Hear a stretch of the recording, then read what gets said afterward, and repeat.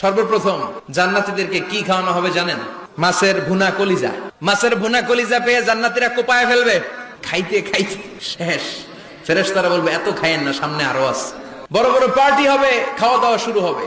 এবার কলিজা ধুইয়া জান্নাতীরা কোপানো শুরু করবে পাখির ভুনা গোশত, একটার চেয়ে আরেকটা সুস্বাদু। জান্নাতীরা জান্নাতে যখন ফলমূল খাবে, ফলমূল গুলো যখন তাদের কমন পড়ে যাবে, তারা বলবে আল্লাহ এই কমন ফল দিলেন কেন?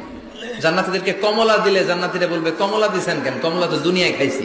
কলা দিবে, তো কলা দিছেন কেন? কলা তো দুনিয়ায় খেয়েছি। আল্লাহ বলবেন এই কলা দুনিয়ার কলার মতো না, এই কমলা দুনিয়ার কমলার মতো না। দুনিয়ার কলার ছোলা ফেলে দিতে হয়, জান্নাতের ছোলা ফালা লাগবে না। ছোলা খাও, ছোলা আরো মজা। খাবারের পর্ব শেষ, এবার ড্রিঙ্কস এন্ড বেভারেজ। 4 ধরনের শরাব থাকবে আপনাদের জন্য। নাম্বার 1 বিশুদ্ধ পানি, নাম্বার 2 দুধের ঝর্ণা, নাম্বার 3 মধুর ঝর্ণা, নাম্বার 4 মদের ঝর্ণা। প্রাণ ভরে জান্নাতীরা এই মদ পান করবে। দুনিয়াতে মদ খাওয়া আমাদের জন্য হারাম। আমরা দুনিয়াতে মদ খাবো না, জান্নাতে যে খাবো কোপায়া।